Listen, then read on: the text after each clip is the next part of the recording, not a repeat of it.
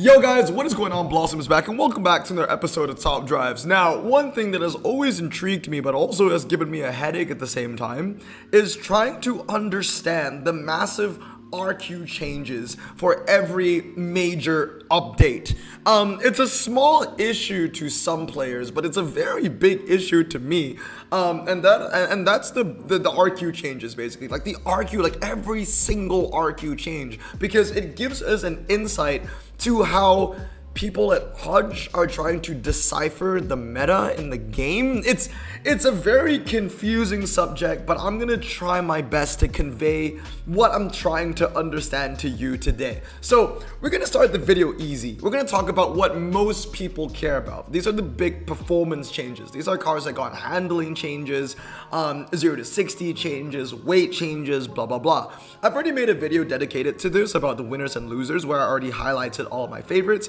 But if you want a more in-depth kind of like blueprint or in-depth view of every single car that got a performance change, you can always head to Top Drives Records, probably the best Top Drives website on, existence on planet Earth right now. So I'll have the link in the description below to the website if you've never heard of it. But basically, like, it shows you all these, basically big, in quotation mark, changes. To me, even an RQ change is big. But, for most people, performance changes are usually the biggest changes if there aren't any, rarity changes. So things like, this Rally Ranger that's getting an RQ buff. It used to be 72, used to be 74. I get a little bit confused with this system, but basically what is red is what the car used to be, and the car in the photo is what the car is in the game right now. I don't know why my brain works in a different way where I tend to think that the color in red is the new addition. But yeah, what is in red is what the car used to be in the previous update, and the car that you see is the car that exists now, I guess. So for example, the Ford Taurus show, right? Like, it's in red performance because it used to be performance, but now it's standard tires. But like I said, I've already talked about everything here, so there isn't much to talk about anymore. This is a huge one though. The Unis Roadster gets a massive change because it goes from standard tires to performance tires. On top of that, not handling, but 0 to 60 cut from, a 0 to 60 buff. See, I know it's confusing because red means what it used to be. So it gets a 0 to 60 buff from 10.1 seconds to 7.9 seconds. So that's pretty nice. But then it gets an RQ nerf, or I guess you can say buff from 33 to 30. But yeah, that's a big one because this car has been meta for so long in the wet. And now it's performance, which is crazy. But I think it really should be a performance tire car. It's called Unis Roadster RS Limited. It sounds like it's meant to have performance tires. Anyway, Ford Mustang Boss 302, as you can see, it used to have 60 handling, but now it has 71. This is very strange because I'm not used to seeing muscle cars get handling buffs. And it's also gone from RQ 26 to 29, which is it's very surreal. I really don't think the Boss 302 should deserve 71 handling, but it is what it is. And this was something that really flew over my head when I made the winners and losers.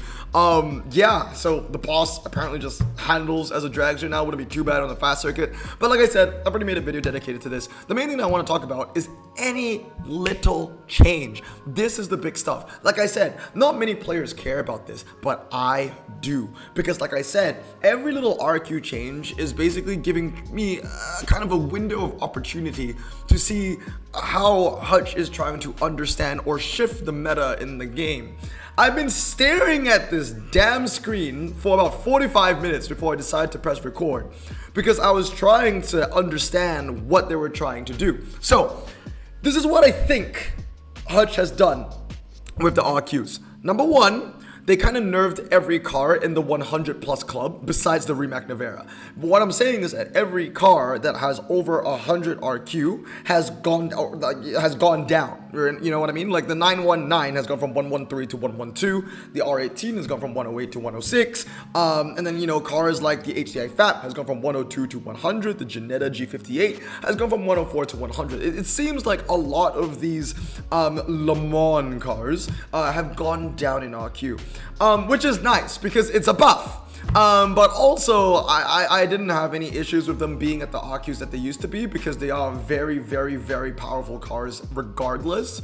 But now that they've all gone down in RQ, and some of them even with performance boosts, like the Hybrid Evo literally handles better from 102 to 104 handling, they're just gonna make them a lot better. So what I realized is that these 100 plus club cars are going to be a lot better than what they used to be, because some of them have gotten buffs in handling, but also they've gotten buffs because they're now cheaper to use. Now that's the first thing. The second thing is that four-wheel drives as a whole have all gotten upgrades, which is absolutely cursed, because four-wheel drive, you guys know how I feel about four-wheel drives. I've always thought that four-wheel drives are incredibly overrated. Four-wheel drive is an enigma, because it needs to be judged not only within its niche. Like I say, slick tires should only be judged with other slick tire cars. Rear-wheel drive performance tire cars should be judged with other rear-wheel drive performance tire cars. But four-wheel drive cars are a little bit different in my opinion. They need to be, compared with themselves. So all four-wheel drive performance tire cars should be compared with themselves. So, a better four-wheel drive tire car should be higher RQ than, a worse one.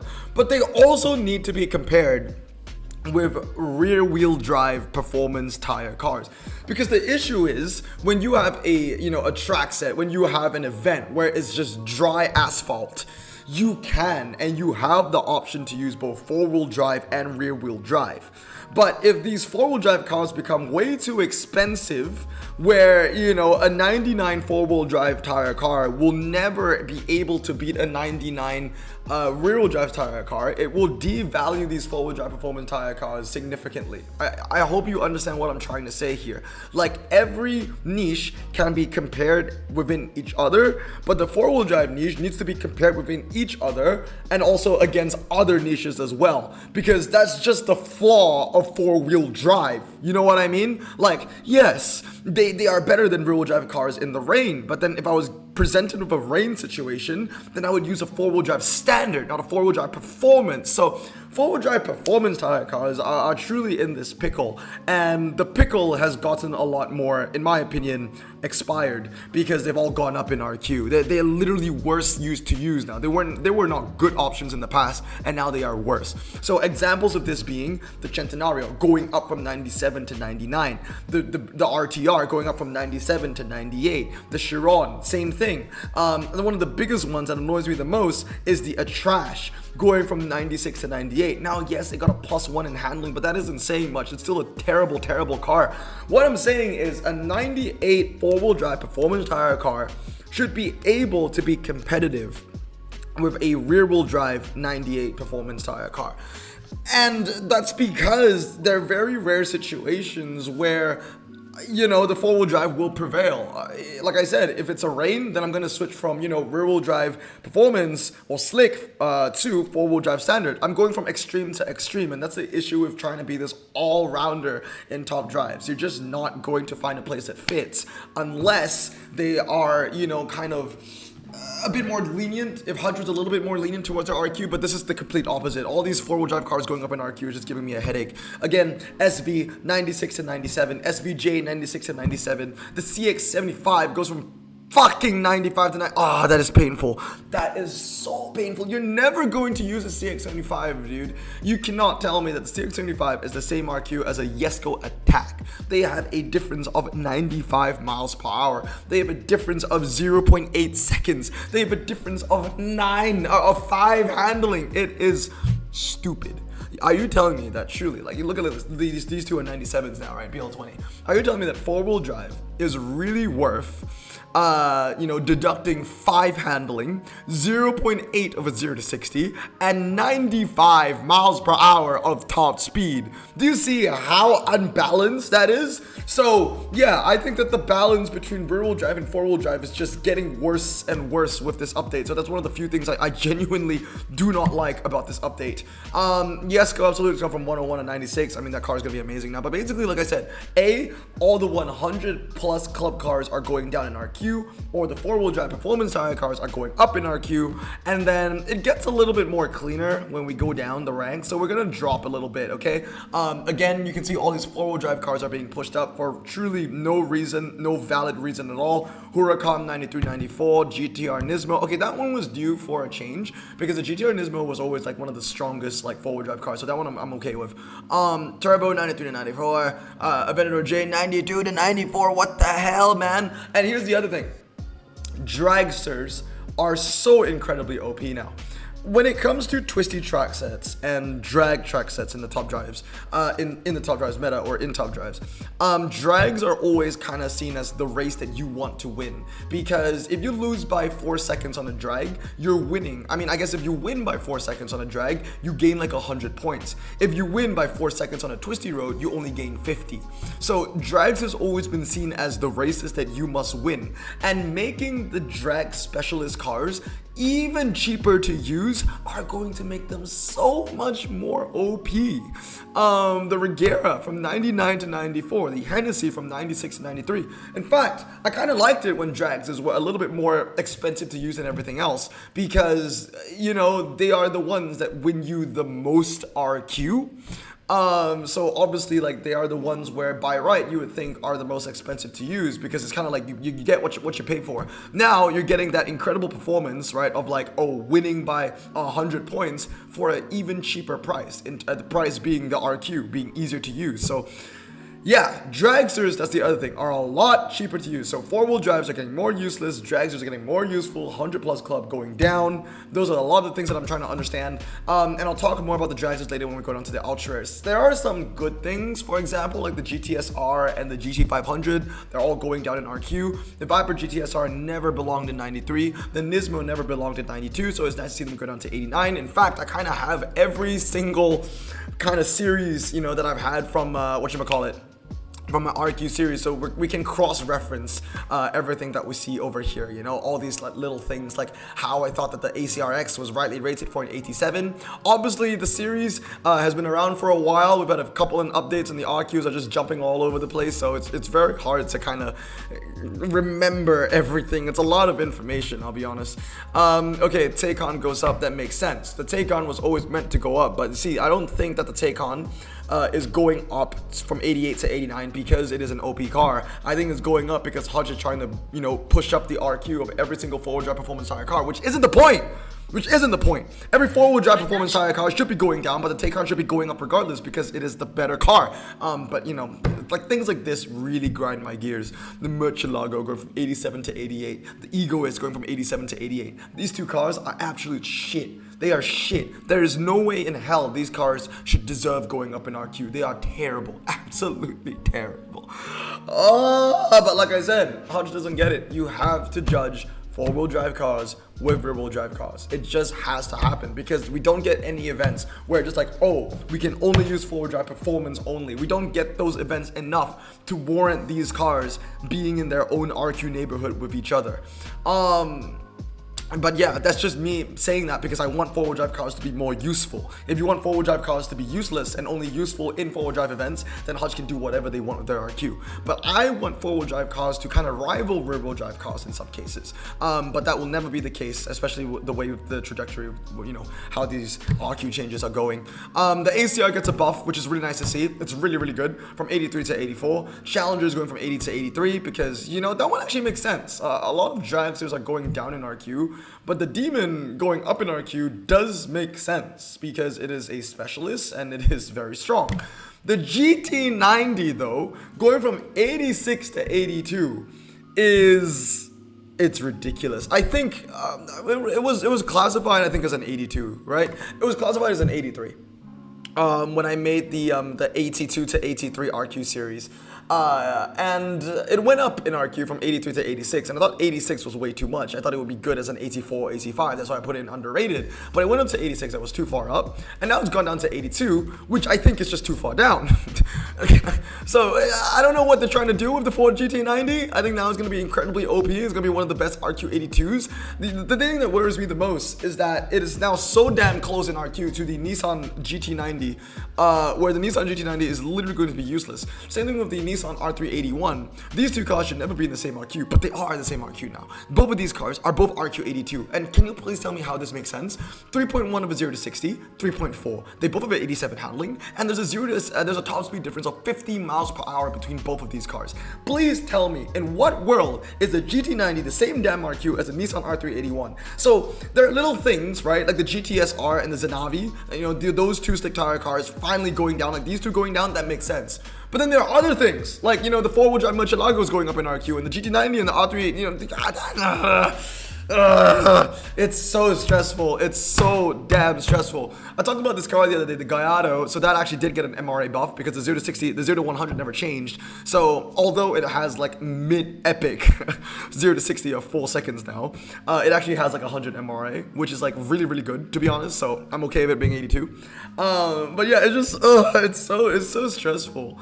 The Diablo has gone down from 82 to 81, but if anything, this thing should be an epic.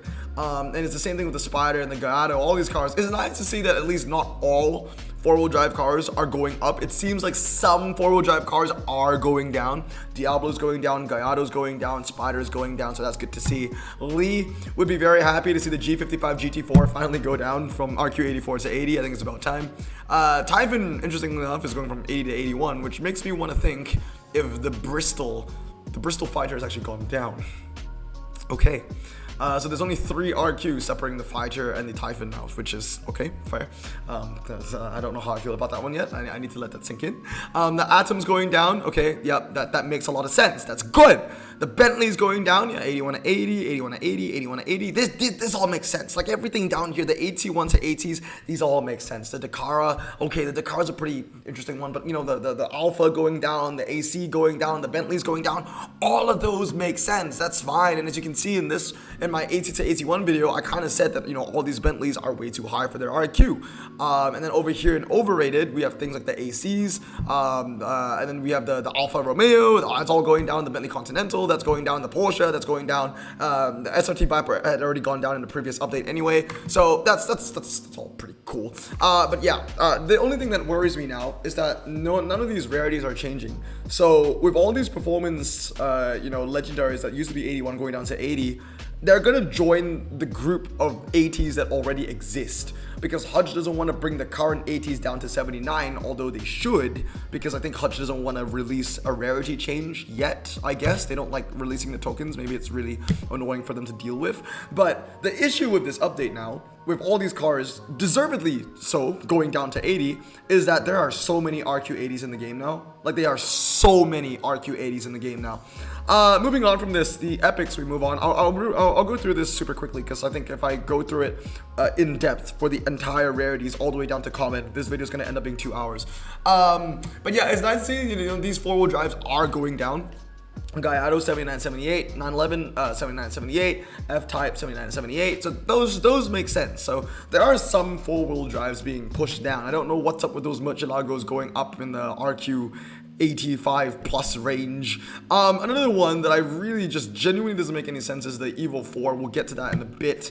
Again, see, the Draggers are just going down. Dragsters, like all the wide body Hellcats, you know, the ones that, you know, I'm cursed with and I can't unpack, they're all going down. 78, 76, 78, 76. I think you and I can probably agree that there was absolutely no issue in the Charger wide body being a 78, because it was a specialist. Yes, it didn't handle very well compared to other 78, you know, performance twistier cars, but it knew what it needed to be, and it genuinely was, you know, the best dragster epic. So for it to be 78, I was completely fine with that. But now that it's 76 again, because it used to be 76, went up to 78, now it's back to 76, it's just gonna be very overpowered. You know, wide body going down, super stock is going down. Basically anything that is a dragster is going down, and it seems like the four-wheel drive epics are going down. So there seems to be this divide in like RQ83 to 87 for four-wheel drives, because everything that's four-wheel drive that's RQ83 and below is consistently going down. But everything that is RQ80 like 6, that's four-wheel drive and performance and above, are all consistently going up. So then, like, there's going to be a massive tier gap between these RQs in terms of four-wheel drive performance. I hope that makes sense. But again, you see like the R6 going down, the Quattro is going down. So those four-wheel drive cars are going down, which is really nice to see because that's deserved. The Flying Spur goes down, the 750i goes down. So that's all good as well. Like, that's very nice to see. Here's a big one, the Spiker C8 Spider from 74 to 72. Same thing with the AMG CLK DTM. These two cars are literally like 100 MRA, same 0 to 60, top speed out the wazoo, so incredibly strong 2000 dragsters, and they're going to be even cheaper to use now, which is genuinely frightening. But anyway, if you want to look at all these changes, the link to the website will be in the description below. What I really want to talk about now is I want to go all the way down to RQ50, because this is where I feel like we're going to have a little bit of a problem. Also, shout out to the Circuit EV finally going up in RQ. It was too good as a 50, way too good. And these kind of twisty performance tire cars all seem to be coming up. Elise 50 to 52, Magon 50 to 52, Circuit 50 to 52. So those, I understand, that makes sense. But okay, here's the thing. Charger 3 from 53 to 50.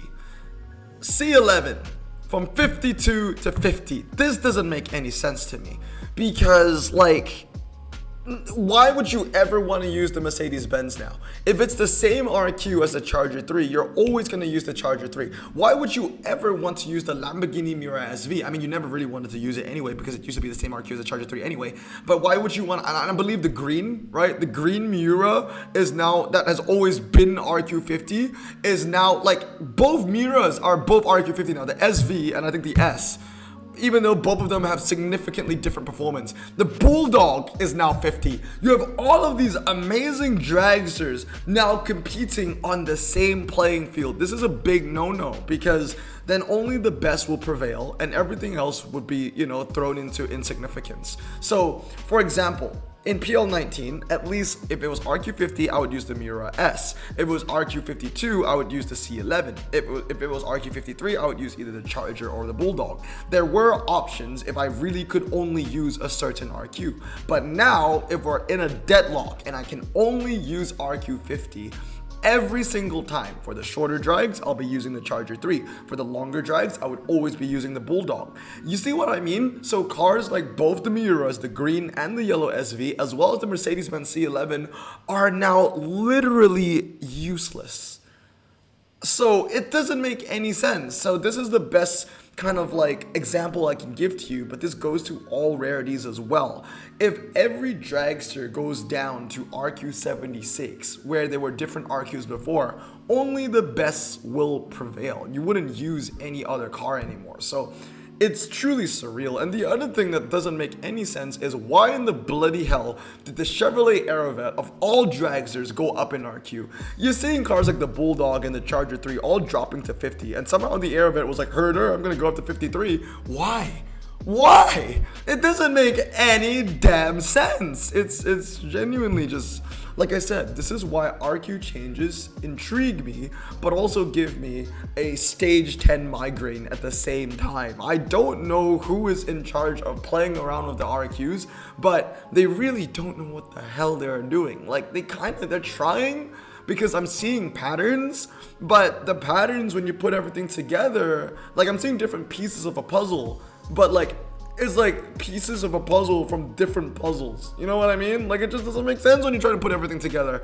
There's some things that do make sense, like the Fiji water car going from 59 to 61. That makes sense. Tamora going from 59 to 60. That makes sense. But why are you making a greater divide between the Holden the Fiji and the Charger 3 when the performance doesn't even render that divide? You know what I mean? It's painful. It's bloody painful, man. You know, like, RQ should have meaning, but with every update, it feels like RQ is just becoming more and more and more of a number. It's like Hutch kind of just plays around with the RQ wherever they feel like, and it kind of just dictates the meta for the season, I guess. So I guess update 20, it's the season of the dragsters. that's it, because all the dragsters are a lot easier to use. The four-wheel drives are getting more expensive to use, at least on the high end. It's just a lot of information. But let me know down in the comments below what you think is the most abhorrent. That was the word I'm looking for, not obscure. I was looking for abhorrent. What is the most abhorrent RQ change in your opinion? Is there anything here that just doesn't make any damn sense? Let me know down in the comments below. But anyway, guys, that's gonna be it for today. If you want to check out the Top Drives Record website so you can look at all these changes at your own time and leisure, the link will be in the description below. But anyway, I hope you guys have a great day, man. Remember to stay safe, wash your hands, and blossom out. Peace.